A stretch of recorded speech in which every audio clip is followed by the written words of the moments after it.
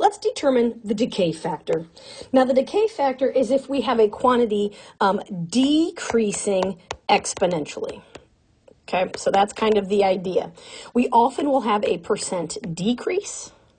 And if you have the percent decrease, then you can see what your value is. Okay, so let's think about this. If we have a value of 10, okay, this is just kind of getting your mind around it.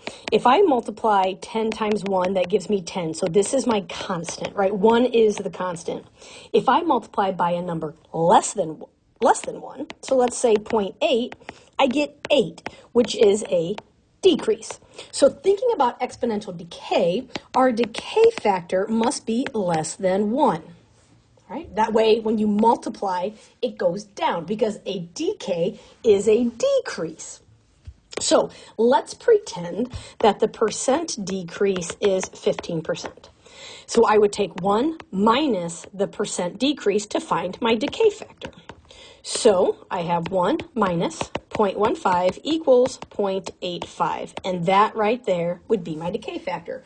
Notice that it's less than 1, so that makes sense. So this is the first way to find a decay factor. The second way is the same way you find a growth factor, and that is by taking the most recent value, over the previous. So let's say week 1 we had 40, and week 2 we had 30, right? You can see that goes down from week 1 to week 2. So I start with the most recent, 30, and I divide by the previous, and that would give me 0.75. So just again, remember, if you are finding a decay factor, it must be less than 1. Growth factor, greater than 1. Decay factor, less than 1. Let's do some examples. A new vehicle, priced at $47,000, decreases in value approximately 12% per year. What is the decay factor?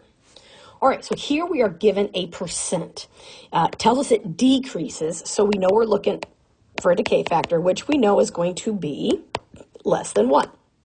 Okay, and decay factor is found by taking 1 minus the percent. So 12% is the same as a decimal, 0.12. So I take 1 minus 0.12, which is 88 hundredths. So my decay factor is 0.88.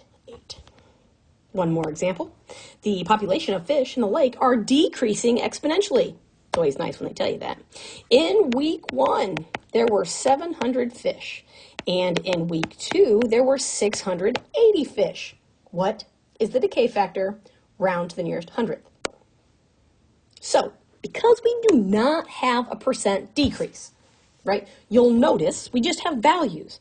So if we have 2 consecutive values, we take the most recent over the previous. So the most recent is week 2, so 680 is in the numerator, and the previous in the denominator. So 680 divided by 700 is 0.971428, and it keeps going. Directions say round to the nearest hundredth. That is the second place. So I look 1 past.